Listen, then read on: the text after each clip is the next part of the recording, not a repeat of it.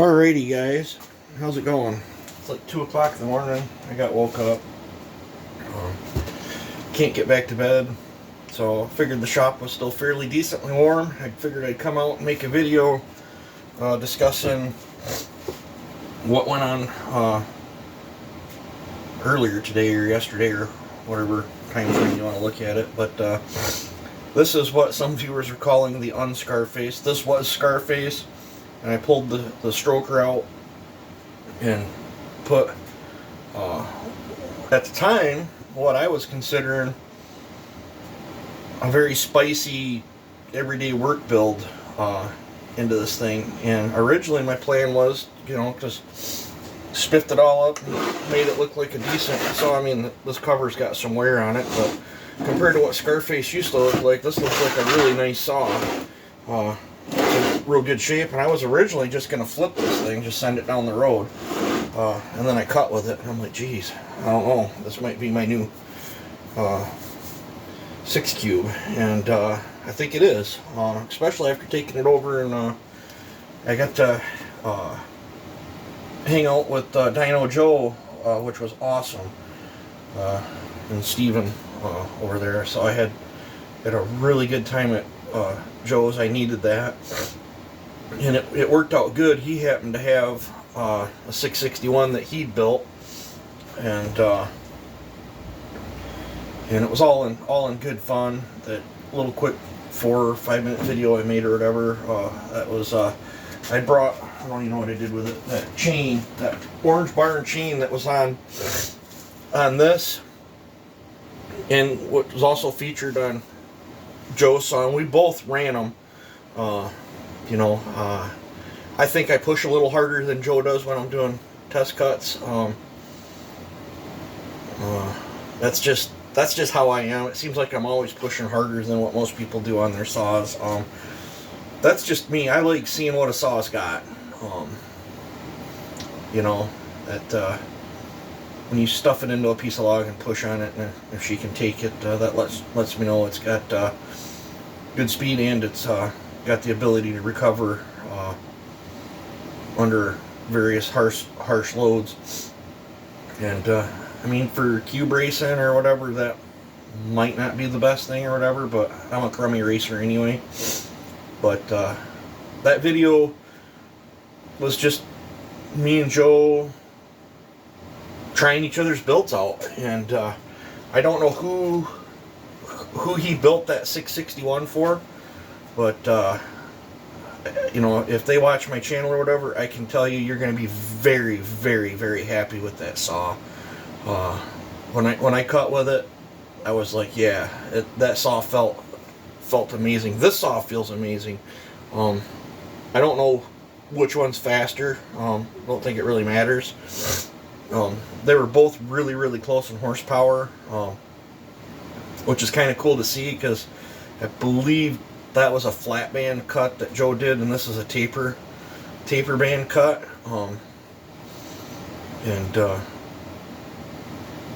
Mine, in that video where you heard me say if it starts back up, when we went from the dyno pulls, then it sat for a little bit, we went to start it back up, and I don't know what glitch this thing had, but we had to hold it wide open, had to have Joe hold it wide open when I tugged on it to get her to start back up. It gave me a hot start restart issue, which I thought was weird.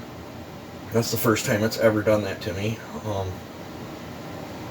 I mean, I did have it in all different positions, trying to get the rim off and swap it out, because the first cuts I made, or that was made with this, was debuting a 7-pin, and that's what it was dynoed with, was a 7-pin, and Joe had an 8-pin on his, and after we played with it, we threw that barn chain and the 8-pin off that one back onto this one, and then we test cut with it, and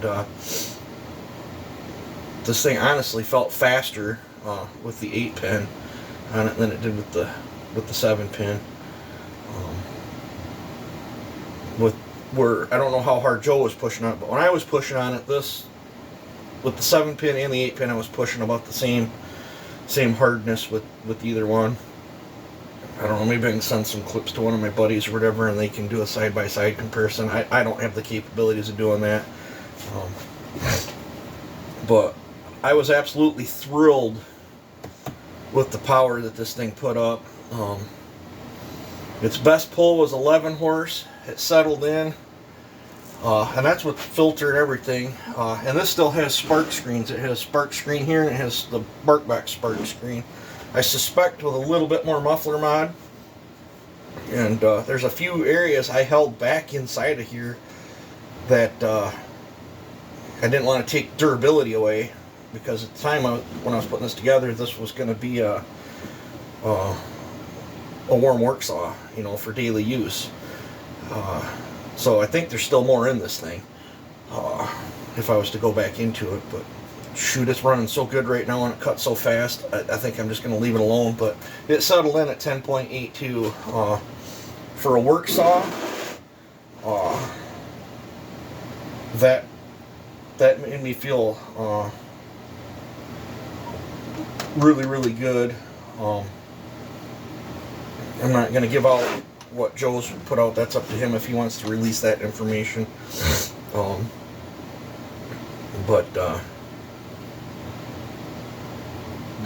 was kind of cool is I believe his had the max flow and the bark box too, just different style of port work.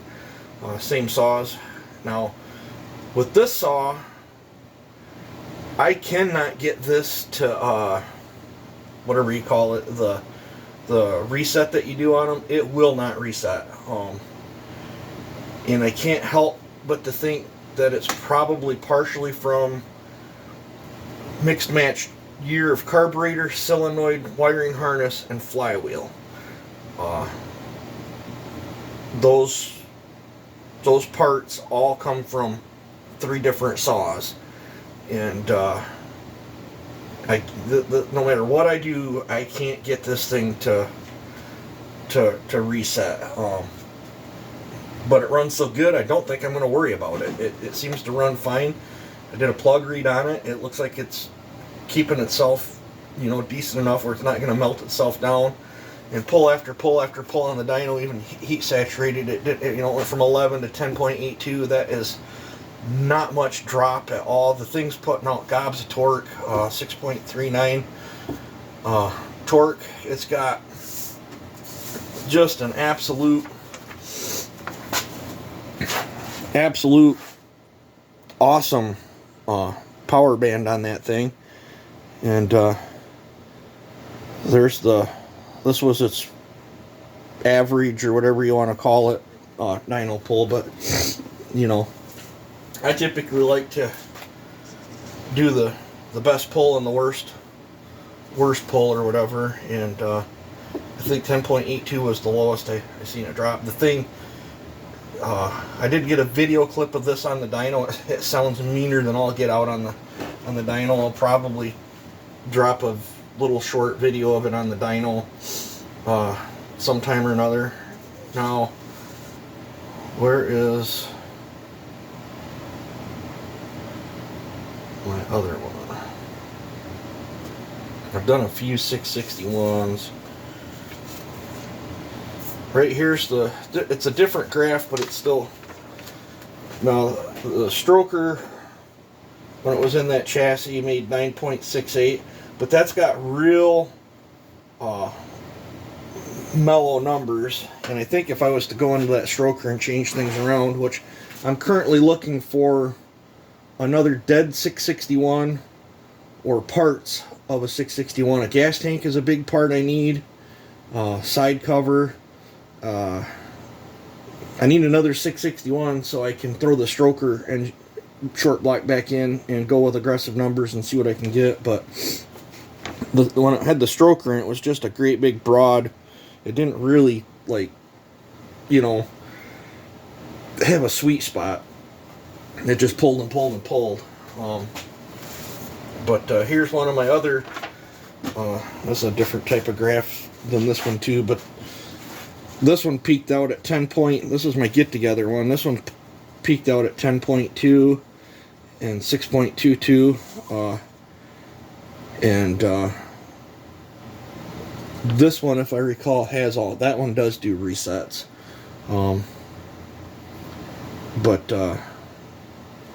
these are my two 661s that I currently have right now, and both of them cut absolutely phenomenally. That one that Joe built cuts phenomenally. Made me feel good. Joe said I took my very first square ground chain over there, and he said it felt pretty good, and things are only going to get better with them. That was the first chain I did. That was with no gullet work and no chassis work on that either. Unfortunately, neither one of us had a whole lot of time on our hands. Otherwise, it would have been kind of cool to do some testing. I don't know, maybe in the future or something I could bring a test log with me. He's got a nice stand to hold them things, and maybe I can do up a bunch of chains sometime or another. I could get back over there and just hang out and not have to worry about it, doing dyno pulls and stuff like that. Just go over and have a good time goofing off with some various different saws. I really enjoyed it. Thanks a lot, Joe, for having me over today. I needed it. Thanks for fitting me in. We pulled 10 saws, and I mean that's time consuming. Nice thing is there were several of them were the same chassis, so we could do like 3 in a row to, like line them up and just kind of bang bang bang while the dyno was set up. We didn't have to keep flip flopping for different builds. But this saw's a runner, guys. I'm very, very happy with it. I was going to sell it, but I think she's in the keeper pile. And I typically don't. That 10 horse 395 I did. And now granted, that was the very first 395 that I ever did. I did that, 3 years ago or whatever. And I have way different tooling now, and I can't recall if I cut the chamber in that or not, but this saw will knock the crap out of that 10 horse 395 I did. Now, knowing what I know now and the tooling I got, I am absolutely for sure and for certain that I could probably do up a 395 that would lick this. I'm almost can for sure and for certain think that the rev limiter that's in the coil on this thing and stuff, I think there's more in it. She acted like she wanted to jump up another 1,000 RPM or so, but the M-tronic stuff just wouldn't let it do it. But needless to say, once you touch wood, it cleans up and just cuts like a bandit. So I was thrilled. I'll make another video on some of the other saws, but this video is just going to cover the 661. So let me know what you guys think of this. I'd like to come up with a name for it other than the unscarface saw, but I don't know. But I know I'm supposed to help a buddy clear a fence row that's got some, I think he said they're 3.5 foot cherry trees that he wants to drop on this fence row, and we got to get it done before the farmer's plant. We'll probably be throwing big bar on this baby and trying her out in some big wood. I'm sure she'll deliver. But let me know what you guys think. You guys take it easy and have a good one.